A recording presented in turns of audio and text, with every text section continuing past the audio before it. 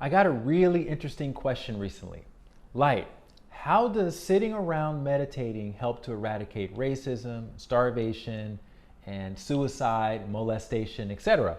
And I've gotten this same kind of question in different forms over the years because it's sometimes hard to justify the time meditating when you could be, I guess, worrying about all the horrible things happening in the world. But here's what meditation does do to help, right? It turns on the awareness that we are not separate from them. And them is whoever you're referring to as the victims or as the perpetrators of these atrocities. And otherwise, the reason why these things become problematic in the first place is because many of us are still behaving like we're separate from them.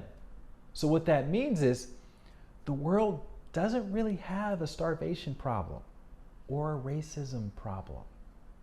What we suffer from the most is a separation problem, which means even though we think we're all woke, most of us are still behaving like we're separate from them, right? That's the real issue, and that everything else is merely a symptom of that issue. And as long as we remain ignorant of our inherent connection to them, then the problems are likely going to continue.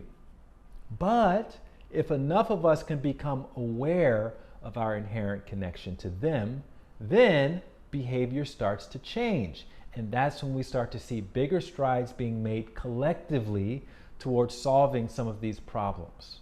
So in that sense, meditation, being a means of gaining awareness of our inherent connection to others, is actually one of the best things that we should be doing to help solve some of these big global challenges.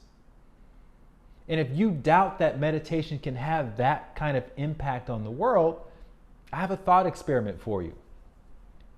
What would happen if every single one of us woke up this morning and sat to meditate?